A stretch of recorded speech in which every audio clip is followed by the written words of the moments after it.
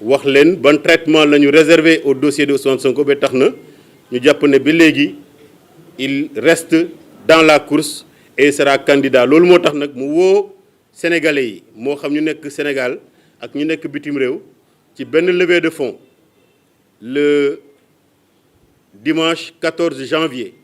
2024 pour que ñëpp participer ci jàppale ko mu organiser mu préparer sa campagne électorale pour que au soir du 25 février li sénégalais yëpp di xaar yàlla mun ñu koo may. donc sans tarder naa leen wax rek ñan ñooy intervenir bu ma fi jógee président Habib Sy moom mooy ñëw tënkal ñu loo xam ne dafa jëmee ci candidature président Ousmane Sonko pour waxal leen ne en réalité lépp loo xam ne conseil constitutionnel wax na ko ci teyu bakkan la ko teg waaye tegu ko ci yoon. te également mu lancer un appel à la communauté internationale ku ci topp moom mooy suñu jigéen la présidente Yacine Fall bi nga xam ne ci coalition bi la bokk mu ci jógee le président docteur Mohamed Tété Diédhiou dina ci ñëw après le docteur Mohamed Tété Diédhiou évidemment le capitaine Touré bi ñëpp xam dina ci wax tuuti loo xam ne moom mooy jàngatam ci mbir mi bu ko defee ñu tëj ak suñu jigéen Maimouna Bousso boo xam ne dina ñëw également wax ci jàngatam ak leneen loo xam ne tukkee na ci donc ma bàyyi kaddu gi ak le président Habib Sy di ci remercier également ñëpp ñoo xam ne fekkee nañu point de presse bi am na ci ñoo xam ne dañoo nekk ci tukki moo tax gisoo leen fi ku ci mel ni l'honorable député Guy Marius Sagna dafa am mission boo xam ne da koy dox au niveau de la CEDEAO donc sànq rek la jël départ pour dem mais di remercier surtout le candidat Cheikh Tidiane Dièye bi nga xam ne bi yëfi tàmbaleeg léegi ñu nag moom ñoo ànd di ko féliciter ci parrainage bi nga xam ne jàlle na ko dès le premier tour ànd ceeg le président Habib Sy ñooñu mooy li may wax ni ce sont les candidats de l'ACOS ndaxte xam ngeen ne am na ay candidats yoo xam ne candidat Ousmane Sonko yi la ñun également ñi àndoon ak Ousmane Sonko ñu am suñuy candidat ñaar la ñu woon ñaar yëpp jàll nañu donc 100% la ñu am ci parrainage ñu ñaan yàlla également bu ñu eggee le 25 janvier bu dul Ousmane Sonko mu nekk kenn ci ñoom koo xam ne moom mooy jàll ba léegi ñu xam ne donc dërëm bi génnul gaal ga donc monsieur le président vous avez la parole.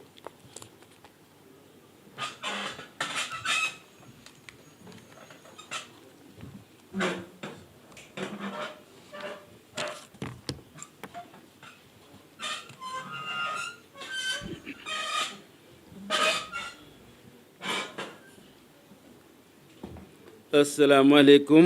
mbokku Sénégal ñu fas yéene topp ci le président Mamadou Lamine Dianté ngir indi ay kàddu leeral yoo xam ne doomu Sénégal yépp dafa war a leer seen bopp moo xam ñi nekk ci réew mi ak ñi nekk ci bitim réew mi ak ñi nga xam ne tim ay réew lañu di jëflante ak Sénégal boobu ba léegi muy mbir moo xam ne mii mbir mu grave la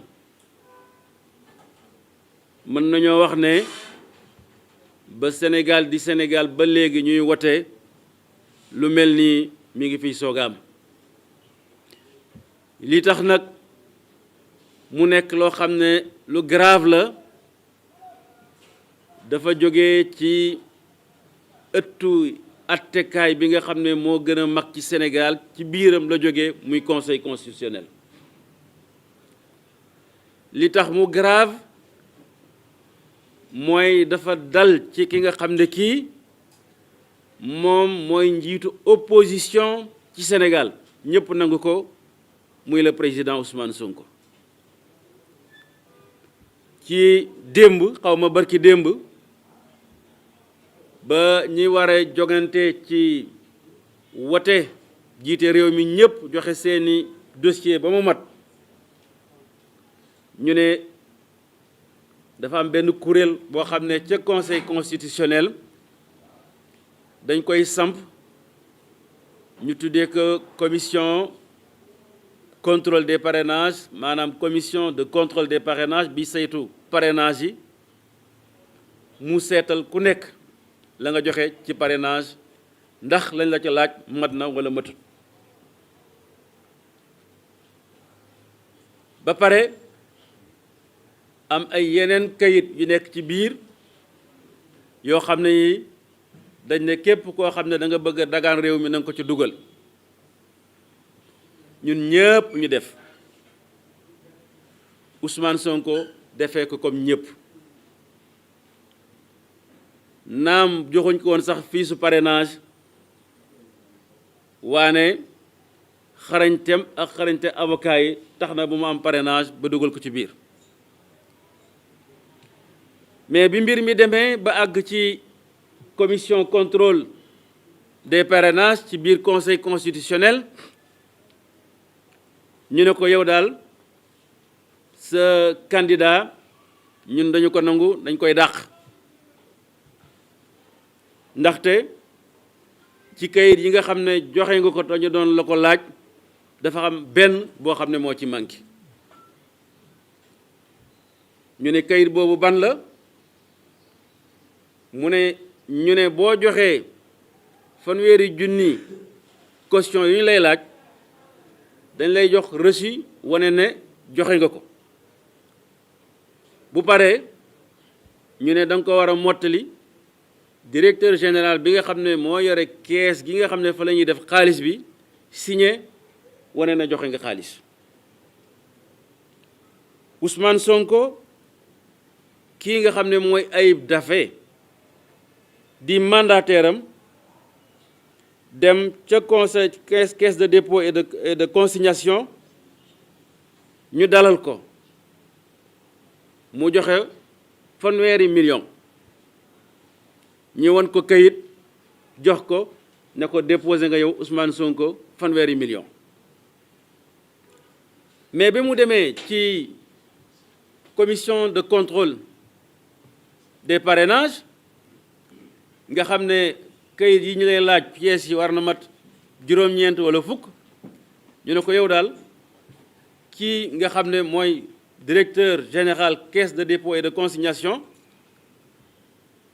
joxu la kayit signé wane ne déposé nga fanweeri million bu loolu amut ci li article L 121 code électoral di wax sa kayit dafa manqué kon duñ la nangu te kayitu directeur boobu reçu bi moo ko ëpp firnde parce que reçu bi wane ne na fanweeri millions yama nga ca moom la ñuy wax la formalité substantielle mais bi nga xamee ne Ousmane Sonko Ayib Daffé dem na ba déposer affaire bi fanweeri millions yi yemul foofu Ayib parce que dañ ne boo ko déposé ba mu am ñetti fan 72 heures da nga ñëw ñu jox la kayitu directeur général bi Ayib Daffé dem jël huissier ànd ak moom nekk man joxe naa xaalis boo xam ne bii xaalisu Ousmane Sonko la en tant que candidat léegi nag li yoon wax jox leen ma kayit bi directeur général signé parce que ñu joxe fanweeri junni yëpp defal na leen ko ñuy dawloo huissier bi di ko dawloo tey suba ëllëg ngoon tey suba ëllëg ngoon ba affaire yi jeex huissier bi ci boppam comme moom yoon moo ko may ne assermenté na dafa waat li mu bind loolu yoon daf ko war a tëye comme amul kayit bi nga xam ne directeur général kees gi moo ko bañ a jox te jox nañ ko reçu huissier bi dal di bind kayit boo xam ne moo war a remplacer kayit bi nga xam ne directeur général moo ko war a jox ñu boole yooyu yëpp dem déposer ko ni ñu ko waxee ci greffe conseil constitutionnel bi ñuy saytu nag ñoom li huissier bi déposé sax xooluñu ko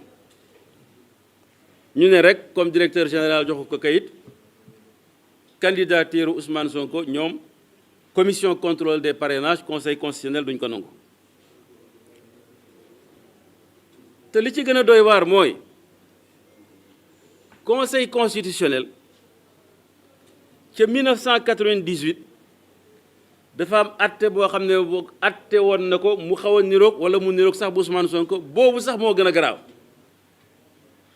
ci décision bu mu jëloon ci fukki fan ak juróom ci weeru avril ci nit koo xam ne kii ñu ngi koy wax Vincent Sangaré ca wote député ya mu waroon a déposé ca jamono yooju ñetti millions la mu dem ca trésor di déposé fekk trésor tëj te waru woon a tëj mu constaté ko dem conseil constitutionnel wane ne mi ngi xaalisam mais trésor bi nga xam ne moo ko war a jox kayit bi dafa tëj conseil constitutionnel ci atte boobu ne ko ay la yëwal trésor tëj na waane yow wane nga ne yaa ngi sa 3 millions kon njuumte boobu nga xam ne rëq-rëq boobu nga xam ne administration Sénégal moo ko def mënul daal sa kaw dañ la koy nangul loolu la ñuy wax jurisprudence te conseil constitutionnel buy atte day xoolaat ci gannaaw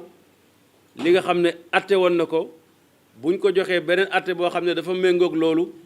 atte bi nga xam ne defoon na ko ci gannaaw moom lay jël teg ne lii mooy atte mais ci cas Ousmane Sonko ñu gëmm seen bët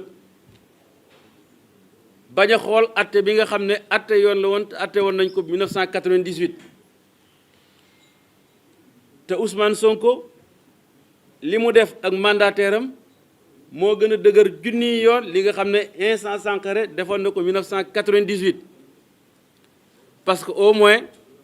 moom am na kayit boo xam ne bii caisse de dépôt et de consignation moo ko jox wane na joxe na fa fanweeri million alors tout cela bu awee ci réew mu mel ni Sénégal mu war a nekk njàqare mais li ci gën a grave mooy bi nga xamee ne jëlaat na ki mandataire am di maître Ciré Clédor Ly mu war a dem toogal ko ca commission boobu mi nga xam ne mi ngi ci conseil constitutionnel dafa am article 123 loo xam ne moom la wax article 123 bu code électoral mu ne commission boobu ñi nga xam ne ñoo ci bokk ñooy waa conseil constitutionnel greffier en chef bu conseil constitutionnel ñi nga xam ne dañuy liggéey ci conseil constitutionnel bokk ci administration bi ak technicien yi fa nekk ki nga xam ne moo fa toogal Sénat bi saytu élection yi ak ki nga xam ne moo fa toogal candidat bi moo xam candidat parti politique la candidat indépendant la wala candidat coalition la te Ousmane Sonko candidat coalition la bala ñu koy saytu yoon article L123 def na nañ ñëw toog fekkee ko mais jante wax na ko léegi yooyu yëpp toppatoo wuñ ko avant nga xam ne maître Ciré Clédor Ly mi nekk mandataire am ñëw na fekk na ñoom ubbi nañu dossier Ousmane Sonko kenn xamul luñ ca def ubbi ko mu ñëw toog rek ñu jël décision ne ko bon ñoom jël nañ décision yow sa candidat bokkut mu ne leen mais yaa xaytu lu xew man membre commission bi la xanaa bala ngeen di saytu Ousmane Sonko te mu yebal ma nekkal ko fi da ngeen bàyyi ma toog bokk ñu ne ko non dal di commencé woo gendarme yi et cetera pour mu génn loolu mooy violation des dispositions de l'article L123 ci ëttu attekaay bu toll ne conseil constitutionnel bu Sénégal xam ne borom xam-xam ñoo fa nekk xam na lu ñuy def te grand juriste te biñ ko xam ne dañ koy dàq moom maître Ciré Clédor Ly waroon nañ au moins ñu bind ko kayit ne ko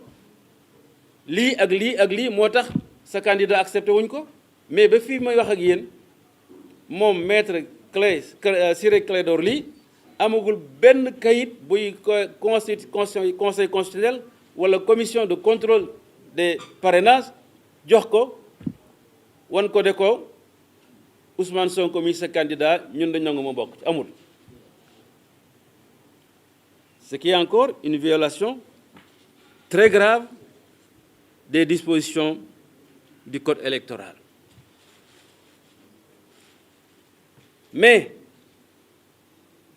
comme moom avocat bu xarañ la ak avocat yi nga xam ne boobu ba léegi ñu ngi défendre Ousmane Sonko mu ne kon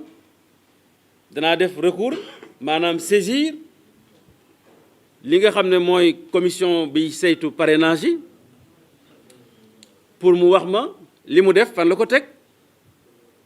parce que Ousmane Sonko dañ ko war a bind ci liste yi nga xam ne liste bi nga xam ne candidat yu ñu accepté la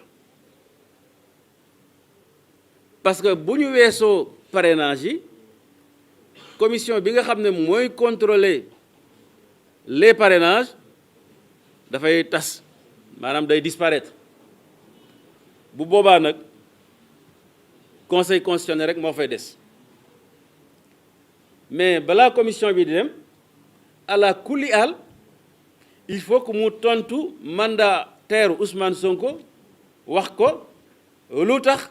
nanguwul Ousmane Sonko ni nekk ci liste candidat yi parce que liñ ko laajoon ci pièces yëpp mat na joxe na kayitu juddoom joxe na casier judiciaire am wane na ne impôt otaa topp ko wane na ne moom sénégalais nationalité exclusivement de sénégalais wane na ne am na ay coalition parti yoo xam ne ñoo ko investir joxe na fanweeri million joxe na photom lépp loo xam ne laaj nañ ko wax dëgg yàlla ba mu mat Ousmane Sonko joxe na ko mais daal ñu ngoy ci rek ñoom on ne sait pas pour quelle raison ne Ousmane Sonko duñ ko nangu mu nekk ci liste bi mais mooy li ma leen wax léegi bëre bi jeexagul Ousmane tey la gën a nekk ci jeu bi pour nekk candidat wax naa leen ko sànq parce que il faut que commission bi saytu parrainage yi tontu maître Ciré Clédor Ly te loolu suñu kanam la dégg ngeen ci fan yi aussi def nañu rabat d'arrêt am na yeneen possibilité yoo xam ne yi aussi mi ngi ci code électoral article 41 yooyu yëpp ba léegi day ubbil buntu Ousmane Sonko pour mu bokk ci ci élection yi moo tax ñun amuñ tiitaanga parce que boobu ba léegi bëre bu nekk ñu ngi koy bëre ak ñoom bëre bu nekk Ousmane Sonko mi ngi koy bëre ak ñoom bu fekkoon ne mën nañ ko faagaagal nañ ko bu yàgg ba buñ tuddati sax moom du ñemee sax jógati ne damay nekk candidat mais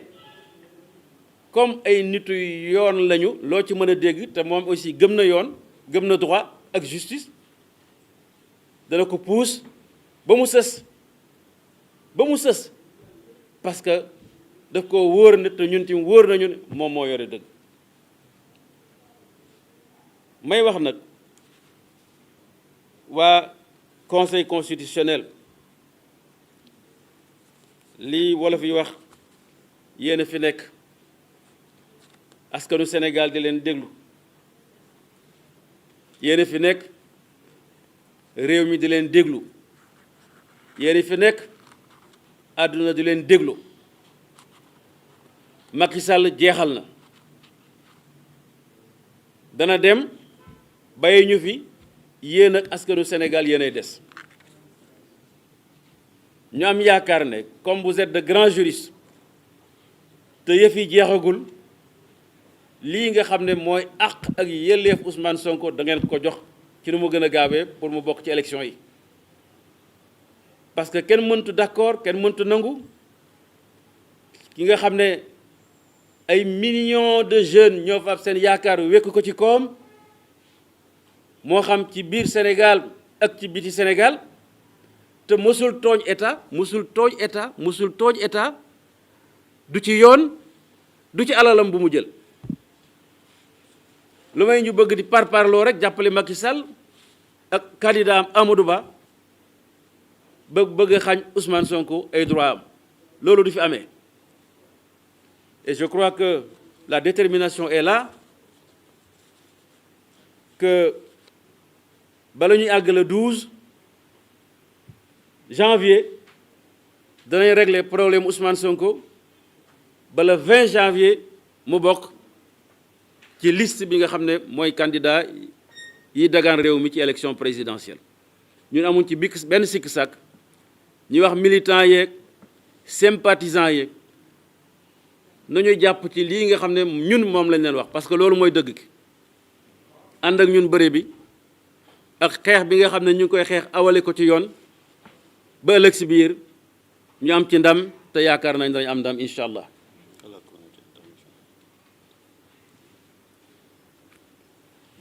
Je voudrais demander à la communauté internationale, mais aussi nationale, de nous prêter une attention particulière. Car nous sommes à la croisée des chemins. Nous allons à des élections déterminantes pour l'avenir de notre pays et en conséquence l'avenir des relations du Sénégal avec les pays partenaires, les pays amis. En conséquence, la communauté internationale à laquelle nous avons toujours lancé un appel doit aujourd'hui et définitivement prêter un regard plus solide et plus important sur le Sénégal. Parce que, je le dis ici, nous considérons que votre mutisme, jusqu'à présent, relève en ce qui nous concerne d'une sorte de complice avec le pouvoir de Macky Sall, de complicité avec le pouvoir de Macky Sall. Combien de fois nous avons saisi la communauté internationale pour attirer son attention, alerter. Nous avons même écrit au haut-commissaire des droits de l'homme à Genève, dans le cadre de Yewwi Askan Wi, pour mettre à nu les pratiques dictatoriales de Macky Sall et de son pouvoir. Nous avons été reçus à plusieurs reprises par des ambassades occidentales. Ce qui se passe au Sénégal, en ce qui concerne le processus électoral, a été même dénoncé par la commission de suivi du processus électoral de l'Union européenne. Ça a été dénoncé par la commission d'audit indépendante du processus électoral. Le département d'État américain lui-même. Mais ça s'arrête tout simplement au niveau de déclarations. Rien jusqu'à présent ne semble en mesure d'arrêter Macky Sall dans sa voie de destruction systématique de la démocratie et d'enfreinte permanente et régulière des droits et des libertés au Sénégal. Nous avons subi, nous avons lutté, nous avons combattu. Une soixantaine de jeunes ont perdu la vie au nom de la défense de la démocratie et de la liberté. Ils sont des milliers de jeunes actuellement dans les geôles de Macky Sall. Au nom de la défense des libertés fondamentales. Nous n'avons même plus la possibilité, en tant qu'opposition la plus représentative, de trouver un endroit où nous réunir. Nous sommes persécutés, jour et nuit. Le leader de l'opposition embrigadé, en prison. Son collaborateur le plus proche Bassirou Diomaye Faye, qui n'a commis aucun délit, en prison. Et nous avons même parmi nous des prisonniers ambulants, parce qu'on leur fait porter le bracelet. Et on laisse Macky Sall dérouler. Ça, si ce n'est pas de la complicité, ça lui ressemble. Mais vous devez savoir que nous avons la majorité dans ce pays. Et qu'au soir du 25 février 2024, c'est à nous que vous vous adresserez, parce que nous aurons le pouvoir, Inch'Allah, par la grâce de Dieu. Ousmane Sonko aura le pouvoir. C'est pour cela que nous avons le droit, ou plus exactement, le devoir, l'obligation même de vous alerter. Parce que vous êtes des pays amis. Vous êtes des pays partenaires. Nous ne sommes pas des va-t-en-guerre qui, arrivés au pouvoir, vont dire on coupe les relations, etc. Non. Le discours de souverainisme que nous tenons est un discours pour le respect de notre dignité en tant qu'Africains et en tant que Sénégalais. Un discours d'appropriation de nos ressources, du sol et du sous-sol, pour le bien-être de nos populations et particulièrement de ces jeunes qui par milliers prennent la mer, certains pour y mourir, alors que nous avons la solution. Macky Sall n'a pas la solution, parce que toutes les ressources ont été dilapidées. Et aujourd'hui, il se passe des choses très graves, encore sur lesquelles nous voulons attirer votre attention. Il s'agit d'une décision rendue par la commission de contrôle des parrainages du Conseil constitutionnel concernant le candidat Ousmane Sonko. Ousmane Sonko, comme tous les prétendants à la présidence de la République, a déposé tous les dossiers relatifs, tous les dossiers dont fait mention l'article L121 du Code électoral. Mais, au moment de la validation des parrainages, la commission de contrôle des parrainages dit à son mandataire, oui, votre dossier est incomplet parce que vous n'avez pas déposé une attestation du directeur général de la Caisse de dépôt et de consignation confirmant que vous avez fait un dépôt de 30 millions au niveau de cette caisse. Mais qu'est-ce qui s'est passé réellement? Le mandataire Ousmane Sonko a déposé en bonne et due forme les 30 millions. Après le dépôt, une quittance lui a été remise, une quittance en bonne et due forme. Et le Code électoral dit, ou bien l'organisation de la Caisse de consignation et de dépôt et de consignation dit, après ce dépôt, dans 72 heures, on vous délivre une attestation signée par le directeur général. Ce que Ayib Daffé, après 72 heures, a fait parce qu'il s'est rendu à la direction générale de dépôt et de consignation, accompagné par un huissier qui est assermenté quand même, dont les écrits font foi jusqu'à prescription, jusqu'à faux, comme on dit. Et le directeur général de la Caisse de dépôt et de consignation, qui est un militant de l'APR, de Benno Bokk Yakaar, du parti de Macky Sall, a fait du dilatoire